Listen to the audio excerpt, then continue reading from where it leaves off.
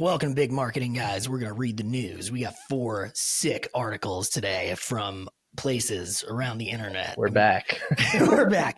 You have to listen. Sorry if you subscribed and we're in your headphones right now and you didn't actually push play. What if we just read the articles?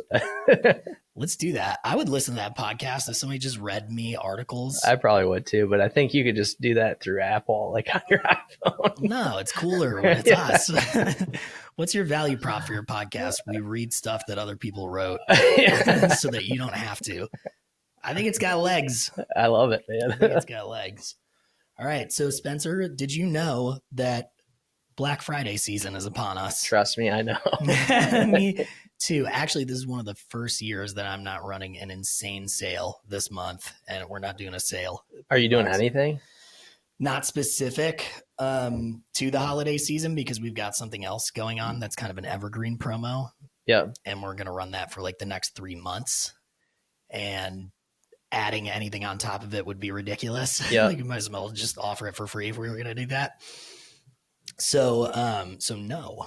And it's kind of nice because I'm not running around like a crazy person at the beginning of November trying to coordinate with customer support. Like 90% of other marketers. Yeah, exactly. It's a luxury. Yeah, this is our big month. So yeah, I'm sure you guys have a ton going on. Yeah.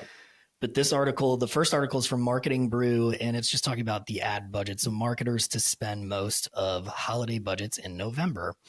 ComScore and Nexon found that advertisers have their eyes on digital channels, direct buys, and first-party data this holiday season. So what the article says is the holiday season is right around the corner, Spencer. Consider this a reminder that it's time to start buying gifts or advertising them. Oh.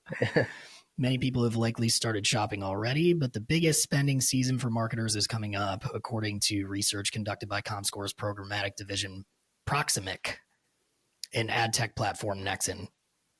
It looks like almost 75% of holiday budgets are finalized by September and 97% by October, according to ComScore industry survey of marketers who manage programmatic holiday ad budgets. It says shout out to procrastinators. 3% of respondents said they aren't locking in their budgets until November or later. Wow. November is when that spend really starts to play out, though, with 53% of respondents saying that's when they'll exhaust most of their holiday budget. About 1/3, 34%, said they'll spend the most in December. Concerns about a recession or inflation seem to be fading amongst marketers surveyed. Boy, we're getting all kinds of conflicting data there, aren't we? Yeah. With 86% saying they plan to spend at least as much on holiday ads this year as they did last year. So flat year over year. That's consistent with some of the other reports that we've been looking at too. Ad spend is basically flat. 100%. Yeah. And that, I think the biggest thing, do you notice this every year? Like, it seems like now it's going to be Black Friday is all November now. It's like the whole month. It's a whole month. They have like preview sales and VIP sales and everything. It's really interesting to see how people just extend the holiday. They're like, how can we make more? We'll just extend the holiday. Well, you drag it out because you see this giant spike and it gives everybody a huge dopamine hit. So if you run your holiday sale on, which we used to do, this is how it used to go, right? This is like 7 years ago. You just go, okay, Black Friday sale, 24-hour sale. Then we have Cyber Monday. We're going to 24-hour sale on Cyber Monday. Then it was, why don't we just run it through the whole weekend? Because we crushed on those 2 days with the discounts. Well, and you had Small Business Saturday came up in there. And then they're like, why not do Sunday? Right, exactly. and then everybody goes, well, why don't we just do a week? So we'll do the week of Black Friday, and then we'll do the week of Cyber Monday. And now I think people are saying, like, let's just do the entire month of November because it's like you reduce that friction to purchasing something. Everybody's got purchase intent right now because it is the holiday season. So that's super high. Buyer behavior is like very easy to capture right now, demand. So let's take advantage of it. I think it makes sense. Personally. Well, it does. But now, like, where a brand would get an advantage by extending the sale, like, because the inbox is flooded, right? Like, yes, everybody has an offer. You really have to think about how you're going to stand out. What you could do to stand out before is you just extend the sale. You run the preview sale.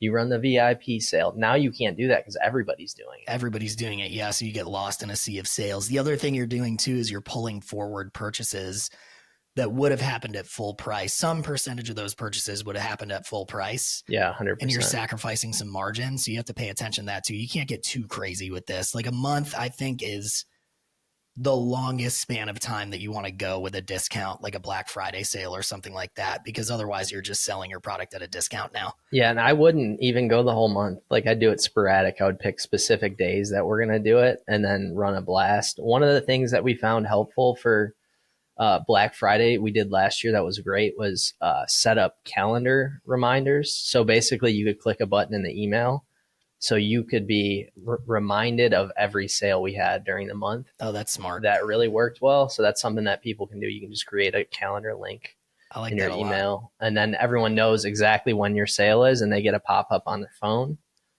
and they're there to buy. You know you're going to get the stragglers to come in like a week after, and they're like, oh, I just missed the sale. Can you give me the discount? Yeah. Like it happens every single time. 100%. We always gave it to them. If somebody emails you directly, no why not? Yeah. We already sold it to everyone else at a discount. I do want to talk about that. Like what has worked for you in the past with Black Friday sales. So, and this survey's got some good data there. It says about 4 in 5, 79% of marketers said they plan to run website or browser ads on desktop and mobile devices, excluding social media platforms. Social media is going to be huge too, though. Yeah. A slightly smaller share said they plan to air CTV or OTT ads, so on Hulu and stuff like that. Linear trails with 51% of marketers planning to leverage that channel for the holidays. About 1/4, 27%, said they'd run audio ads. That makes sense for some businesses. I never have done audio ads. It just didn't make sense for any of the products that I was marketing. I've done OTT. Email always works. If you got a big email list and you say you're running a sale, that's just a great way to mine that database and just get a bunch of those people to activate accounts. That's our primary focus, email. And people are expecting for their email to be blown up. So you can send more email this month than you normally would. They're used to it. They're like, I'm going to just get blown up, but I want to, as long as there's value to the email. Just put the discount in the subject line and say limited time. Yeah. Right? Don't even be specific about what day it ends, because they'll procrastinate. Say like, oh, never do that. Sale, right? Yeah. Limited time offer. Take advantage of it right now. Never put the sale dates. Yep. Because you want them to move right away. And then you just pull them out of your email list, if they've taken advantage of the sale, and then you email everybody else. I mean, it's pretty simple. You might as well get them early if you can. Yep. And you know what you have to look forward to. I mean, so for us, the biggest priority is email. A lot of the clients we work with have large email lists. Again, VIP, preview, sale, different things like that. You want to do as many unique things as you can do. Like, what are the unique offers that you can provide? Anyone who's been a longtime customer should get a benefit. You think through that, like, what are you going to give them? Give them a better deal than what you give everybody else. Yep.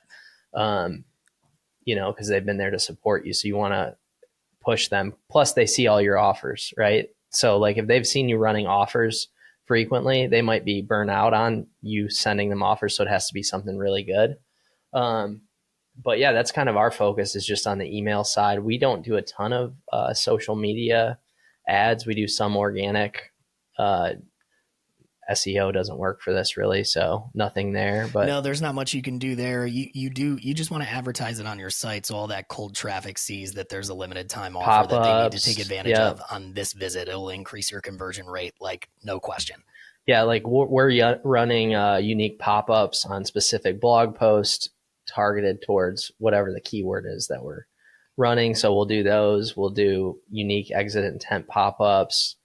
We'll have the bar at the top of most websites.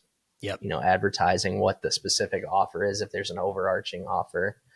But mix it up, like get creative with your sales. Like it's just going to be, everyone knows it's going to be sales. A lot of people have been waiting. So maybe your sales in October were a little bit slower because people are waiting for sales this month. It's true. Couple other things that we used to do. We used to incentivize our most well-retained or highest value products. So we would only discount those so that we were driving more people into the products that carried the best outcome in terms of LTV and customer lifetime. So that helped a lot. And then the email cadence that we would run, we do it over 2 weeks. So it'd be a 2-week sale. or this is the best one that I've ever done anyway. I've done a ton of Black Friday sales, but this is the one that worked the best. Big email database at my last employer at Soundstripe. So we do a 3 email cadence the first week. Monday, sale starts. Wednesday, sale reminder. Friday, sale ends today. Second week, sale extended on Monday. Sale reminder on Wednesday. And then we did 3 emails on Friday. 1 in the morning, sale ends today, act now. 1 in the afternoon, sale ends tonight. 1 in the evening that said sale ends in 1 hour. Take advantage right now. That email crushed. And then crushed. And then you extend again and do the And whole then you just keep extending and roll on through. But that 1 hour email, that's a good one. Oh, that's 100%. Well, definitely do the sale extension. You put that, you create urgency with that messaging. You know what I mean? If you just say, hey, we're running a sale, there's no specificity behind it, then it's not that compelling. But if you say we're running a sale, you better act now because urgency line, then they're going to, right? Well, and too, like you should be, your best offer for the year should be right now. Like you shouldn't offer a better offer than right now. Have it be your best offer. That can you got to be careful because it's enticing to just go overboard. Like, yes. Let's give them 50% off, but be thoughtful about it. Again, VIPs, give them a better deal, give them the best offer they've ever seen because they're on your email list. They've seen everything. And that calendar invite thing, like that is a great tool. I love that. I'm going to use that. It's awesome. Okay. Next article is about YouTube. So YouTube gets serious about ad blockers. Users with ad blockers enabled will be prompted to allow ads or upgrade to YouTube Premium. This is a big one. Good news for advertisers, I think, but Google has begun a global effort. It's Friday, dude, to crack down on tools that let users bypass advertising. YouTube Ads Communication Manager Christopher Lawton told Marketing Brew the crackdown, which was first reported by Android Authority, means that video playback may be blocked entirely after 3 videos if the user does not agree to allow ads or upgrade to YouTube Premium. I think it makes sense. Yeah. From the business's standpoint, like the reason you're able to consume that content for free is because the model is set up in a way that Google makes money from the advertisers. That's their business model. So you can't circumvent their business model, right? Yeah. I mean, I'm sure everybody with ad blockers is going to be super pissed off about this, but like, calm down, dude. You know, like this is their whole business. It's the reason YouTube exists. Like, just watch a freaking 30-second ad. Calm down. Yeah. But you'll hear like, oh, it's Google, right? Like, like they can let a few people buy with ad blockers, but I agree. I don't use ad blockers. Like I'm in marketing and I honestly think I love marketing if it's relevant to what I'm watching, right? Oh yeah. So to me, it should be allowed and they should be able to operate on that model. Why would they allow? It's their site. You know, why would they allow ad blockers? Oh, I completely agree. And people hated me for this when it was going down with iOS 14 and Facebook was making the argument, yeah, but we're serving relevant ads and you're preventing us from serving more relevant ads to people.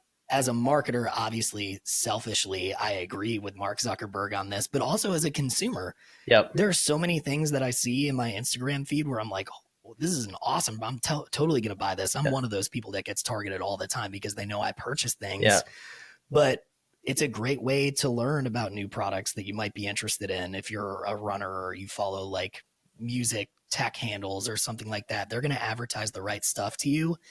And I don't know, it could be a enhancement to your life, right? Or at least bring you a little bit of joy. I like that. I love these algorithms and how well they do. No matter what targeting. Someone is going to advertise to you. Would you rather have it be right? Like something in the wheelhouse of what you want, or something that you're never going to use that makes no sense for you? Yep. You know, I get a ton of horrible ads too. Like, you know, I'm getting a ton of like lawyer ads for some reason right now. Do you own a law firm? Like, give us a call. I'm like, why would you think I own a law firm? I don't own a law firm. Yeah, like, where did you get this data? Do you own a veterinarian clinic? Nope, not that either. Like, I do not own a veterinarian clinic. So I hate that. Like, I want it to be relevant. I want it to be stuff that I want to buy. Like, if I'm going to see it, I mean, the numbers are staggering of how many ads you see per day. or how much time is spent looking at ads per day. Wild. It's wild. I don't know what it is, but it's like 90 minutes or something like that of advertising per day or something like that. Let's see, how many ads do people watch on average per day? How many ads does a person see in a day? The average American is exposed to 4,000 to 10,000 ads per day. Oh my God.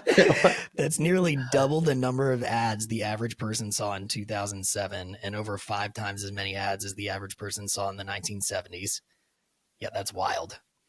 But there's nothing worse than having to sit through like a pharmaceutical ad for a sleep medication or like a car or something. Those are like the biggest advertisers on TV and OTT and YouTube.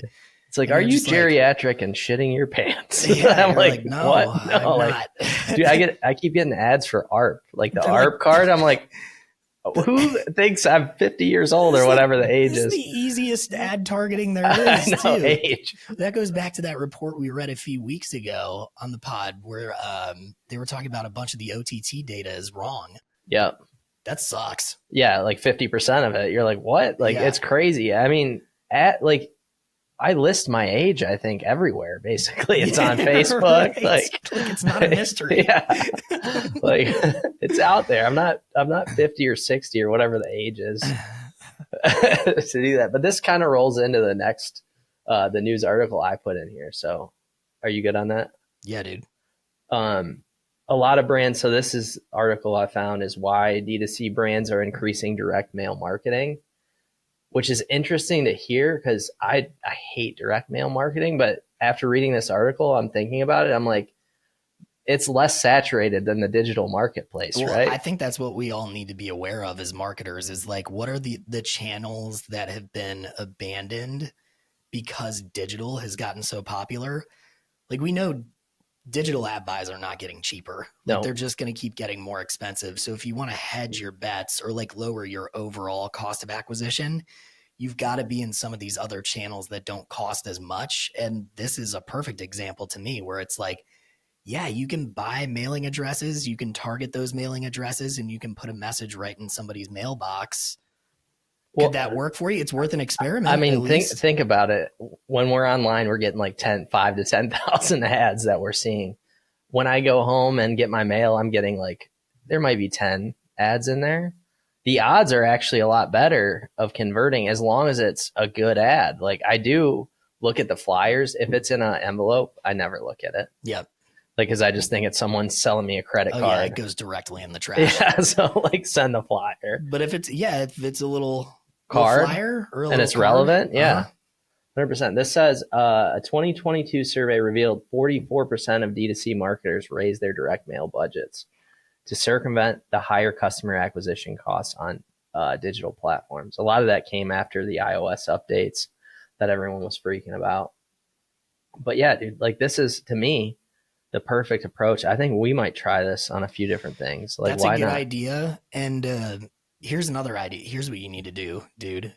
Get a landscaping company as a client and run a campaign like this for them and see how big you can blow them up. Because I had the worst time finding a landscaping company that could do everything that I wanted them to do. I get a referral from you. Yeah. Well, and you know how I got that guy a door hanger. Really? Yeah. He put a door hanger. It was like 2 free. How funny is that? He said, if you sign on for the whole year, I'll give you 2 free cuts. I was like, hell yeah, that's awesome. There you go. Targeted offer. Yep. Unsaturated marketing channel. It's your doorknob. I know. To me, I'm like, I never get anything on. No one does that anymore. People used to do that all the time. I hardly ever see them. I don't know if you're allowed to do it, but yeah, I'm pretty sure you can. I don't think you can put it in someone's mailbox. I think that's technically illegal to put something in the mailbox when you walk by unless you send it through the mail. Okay. Well, you could just send it through the mail then. Yeah, right? Exactly. Yeah. I mean, just don't have someone out there putting stuff in your mailbox. But yeah, that 100%, I think we will try that. That would work, dude. Because if I had received one of those sometime in the last few months, I would have totally called. Yeah, 100%. And here it says too, direct mail is perceived by customers as more valuable and allows brands to differentiate themselves in a saturated digital market. That is true. Interesting. Like, I do think of it as like more of a premium thing when I do an ad, because I just don't look at all the ads that I get served online. Yeah, it's like there's something romantic about the physical thing that you can hold in your hand now, because everybody's become so accustomed to the message being delivered to them through their computer. Oh, 100%. There was one, I got a really good targeted offer from a home insurance company. I didn't move forward with it just because I have everything bundled under one insurance company. It had a picture of my house on the envelope. That's very creepy. I was like, and it looked like it got your attention though. Yeah, I opened it. That was one of the only envelopes that I opened. I'm like, all right, how did they do this? That's awesome. And I looked it up. It's Google Street View. You can do it pretty easily, but it was unique. It was something that made me look at it. At least the impression was there. Interesting. The other one I noticed too, HelloFresh. Do you get HelloFresh offers?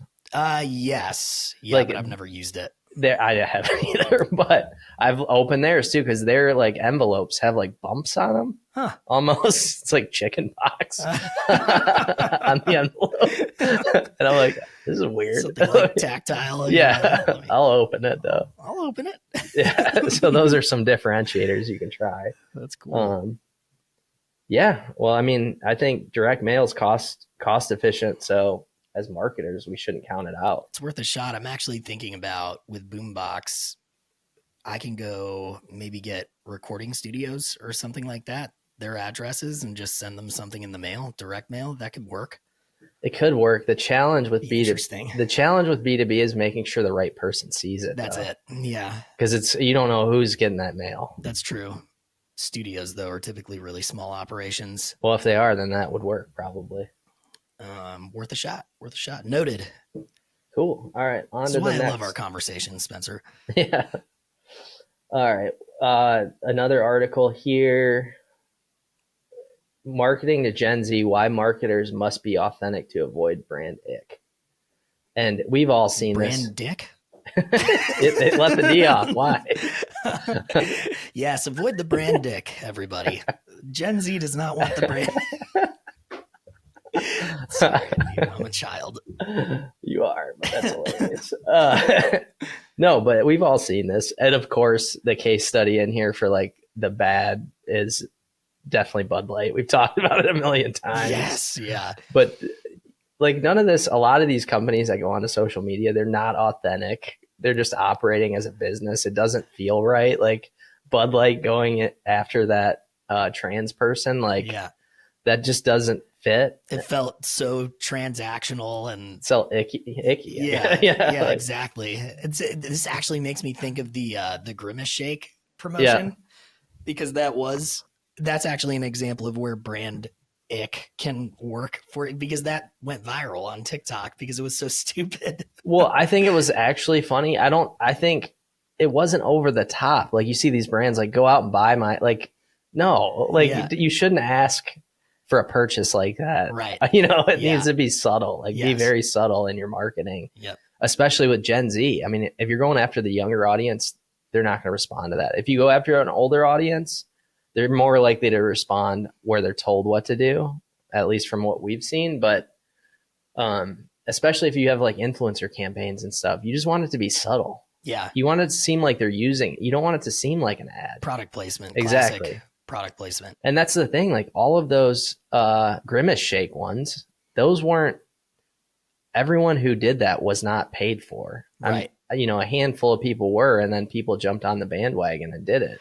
And breaking that down is interesting too, because what they did was they gave content to creators. So they gave you this thing that you could try, and it was an experience that you could film and post about it. And then somebody had the funny idea to say like, oh, I'm turning into a zombie because I had that was just like fodder for comedy, and it was hilarious. But, I don't know, if I'm a brand and I'm trying to get Gen Z, or I'm trying to get maybe some kind of viral lift, if I've got a physical location, maybe I create some kind of experience, or think about some kind of experience I can create at my store that is related in some way to my product that people will come in and film and post because it's just ridiculous or silly or something like that.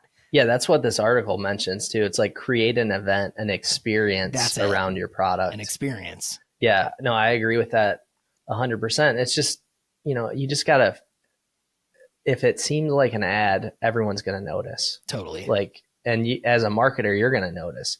Like, everyone's going in for the kill too quickly. Like, everyone's like, oh, let's just convert this. It'll convert on its own if it's fun, it's funny, it's relevant to the experience. Yeah, it's the same ick that you get when somebody in-mails you on LinkedIn. They're like, oh, I'd love to network with you. You're like, oh, I'm sure that's all you want to do. I'd love to take 15 minutes of your time. And you're like, what do I get out of this? Yeah. I'm sure you would. Yeah. Yeah. And it's like you look at their profile and they're like digital marketing agency owner. You're like, yeah, I'm sure you just want to network with me, buddy. Yeah. It's either that or it's Northwestern Mutual Life Insurance. Yeah, exactly. Yeah. You just roll your eyes immediately. That's an example of like, dude, try a little harder. You know what I mean? Like nobody's going to respond to that. I've had these job posts out, and I think LinkedIn must like have an automated response because everyone keeps sending me the exact same response. It's like, hey, I think I'd be a great fit for your role. I'd love to hop on a call with you. I'm like, it's so easy to stand out. Just go look at our website, talk about what we do. Tell me why you want to talk to me. Don't just say, I think I'm right for the role. I'd like to meet with you or hop on a call. It's like, I know this is just, that tells me you're lazy. Yeah. You're telling me that you want an interview. I know that you want an interview.